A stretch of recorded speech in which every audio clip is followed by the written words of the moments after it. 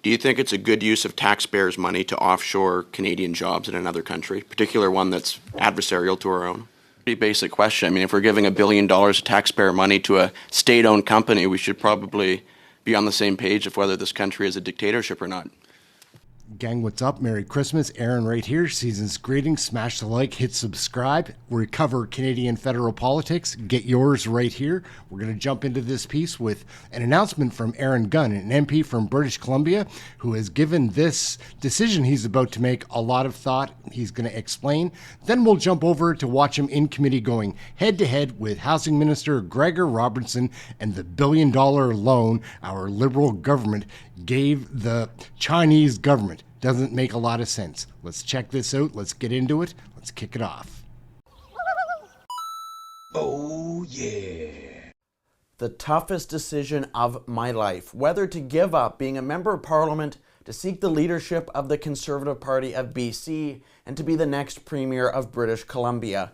Over the past few weeks, literally thousands of you have reached out over social media, email, and text urging me to run, and I share all of your concerns about the future of our province. The NDP have flooded our streets with drugs. They've abandoned our resource sector, especially the forest industry, with new mills closing almost every single week. They've undermined property rights and scared off investment with vague and dangerous legislation like DRIPA, while they have doubled the provincial debt, and their reckless spending and economic mismanagement has led to a cost of living crisis, especially on housing, that has spiraled completely out of control. Young families and millennials like me, not to mention seniors on fixed incomes, can't afford to live in the province in which they were born and raised.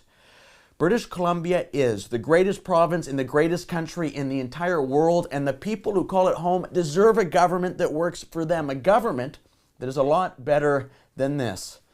And yet, without the revival of the modern BC Conservative Party, the situation could be even worse. As a founding member of that party, we have helped reshape the culture and public opinion on the issues that matter. Just a few short years ago, you would be called fringe for being against the decriminalization of hard drugs, or opposing the carbon tax, or calling for DRIPA to be repealed, or to end the sexualization of our kids. Now, these aren't just conservative opinions, but opinions widely held by most British Columbians. This only happened because of you and the movement we built. And it is essential that the future of this movement remains in the hands not of downtown Vancouver consultants or large third-party organizations, but in the hands of the common working man and woman, of everyday, hard-working, tax-paying British Columbians who love our province and our incredible country. These are the people who ought to determine the future of the conservative movement in British Columbia. These are the people who I fight for and will continue to fight for every single day. However, as a member of Parliament, I must consider first and foremost the interests of my constituents and above all, the interests of our country. Last April, Canadians elected a Liberal minority government. Since that time, Mark Carney has pursued a deliberate and transparent strategy to bribe or otherwise convince morally bankrupt MPs to cross the floor with an aim of achieving an undemocratic majority government, a government that Canadians didn't vote for, a result that would be entirely unacceptable for my constituents and the vast majority of Canadians. While the risk is small that my departure could upend the balance of power in Ottawa and give the Liberals that majority government, any risk is too great a risk for me. Secondly, since this fall, there has been a deliberate and orchestrated attempt by Liberals and some in the media to undermine the leadership of Pierre Poilievre. While he has always made clear that he would support whatever decision I made, it is also clear to me that the media and Liberals would attempt to spin my departure as some sort of loss of confidence in Pierre, or worse, a betrayal. A fact that would undermine his leadership and our conservative vision that I believe is so essential for this country, for Canada to live up to its truly awesome potential, and for me to be able to deliver the needed change for the people of my riding. I have always said that I will make all decisions based on what I believe is in the best interest of the constituents that I represent and our country. That I will always speak the truth and stand up for what is right, not what is politically correct. And the truth is that right now, I believe that I can best serve my constituents in Canada, in Ottawa.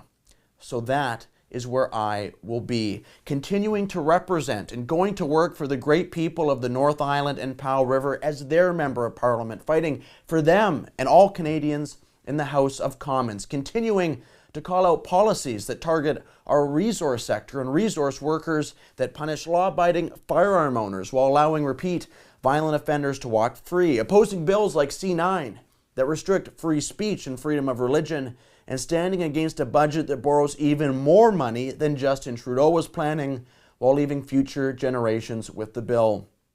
I understand that some of you are hoping for different news today, but I want to be clear. We need a common sense conservative government, federally and provincially. As a federal MP, I ask that you do your part in ensuring that we will have a solid conservative partner in the BC government, a conservative government led by a conservative premier who will build pipelines, create jobs, and help us unleash the potential of British Columbia. And I commit to you that I will not be silent in this process. Thousands of people have contacted me looking for a movement to join that will represent their voice. And the stakes are high. And while at this time I will continue fighting relentlessly in Ottawa, I will also be looking for a partner here in BC that we can work with to continue building this incredible country. Thank you, as always, for all your support. Merry Christmas, and have a very happy New Year. Oh, yeah. Mr. Minister, just want to confirm first the dollar amount of the taxpayer subsidy in the form of the loan to from the Canada Infrastructure Bank to BC Ferries. It's $1 billion, correct? That's my understanding, yes. Do we know how many jobs that $1 billion from taxpayers is going to create in China? You would have to ask officials in China, I think, related to that company. I don't know that. I haven't seen numbers related to that procurement. Do you think it's a good use of taxpayers' money to offshore Canadian jobs in another country, particular one that's adversarial to our own? I certainly want to see Canadian jobs created as much as possible in all of the infrastructure investments, obviously in the housing investments that we do.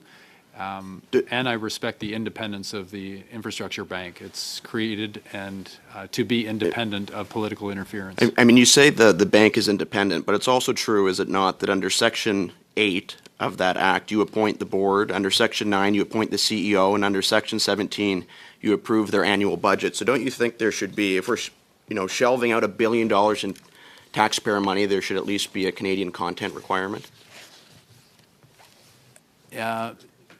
To the chair, I think what the member is suggesting, I agree with in terms of my direction going forward as the new minister, and with the opportunity to give policy direction.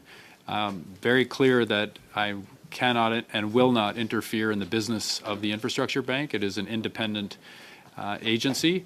But in policy direction, I will be giving clear direction for Canada, by Canada, and benefiting Canadian workers and Canadian materials. I appreciate that answer, Minister. Are you then basically admitting that it was a mistake for the government not to have that policy direction in place prior to this agreement being signed in March?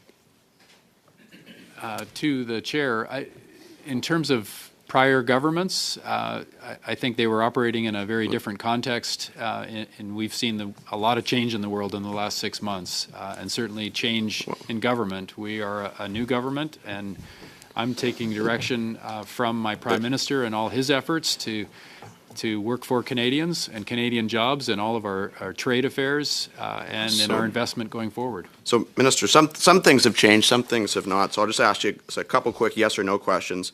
Would you agree that the People's Republic of China is a dictatorship? To the chair, I'm here to speak for my ministry and not to make geopolitical assertions. It's a pretty basic question. I mean, if we're giving $1 billion of taxpayer money to a state-owned company, we should probably be on the same page of whether this country is a dictatorship or not.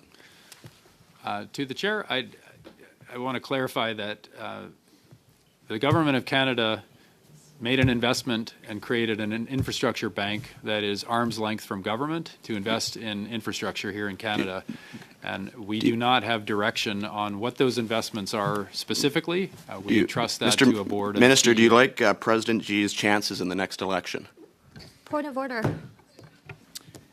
Thank you. May I Yes, ask one how moment, this is- everybody. Mr. Gunn, I'm going to pause your time. You have a minute left, roughly. Ms. Wien. I'm just curious how this is relevant back Well, to the conversation that we're having We're about giving $1 billion CFE. in taxpayer money to a country that is a dictatorship that is abusing human rights. I think it's relevant. It's her point of order, Mr. Gunn. It's a valid point of order on that particular question. Let's try and make sure that we use the time that we have with the minister to ask questions relating to the BC Ferries contract.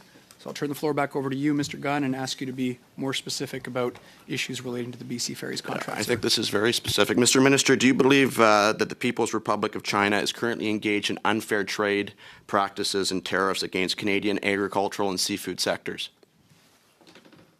Through the chair, I certainly will speak strongly in favor of Canadian agriculture, Canadian workers. Our industries should come first. This procurement happened through BC Ferries. It's not a decision that the government of Canada had anything to do with. But you're subsidizing it with $1 billion in taxpayer money, are you not, Minister? Through the chair, this investment from the Canada Infrastructure Bank is in BC Ferries. It is a loan to BC Ferries for a procurement that they've done. So it is not the government of Canada making these decisions. It is the Infrastructure Bank financing BC Ferries, and BC Ferries made the decision on the procurement. But Mr. Minister, it is the government of Canada and your department that sets the policies that guides the bank that then invests or loans at below market interest rates taxpayers' money. Do you agree with the Prime Minister of this country that China is Canada's biggest national security threat?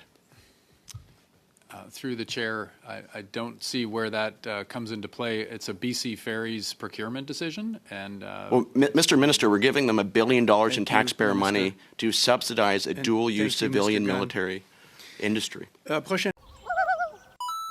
Oh, yeah.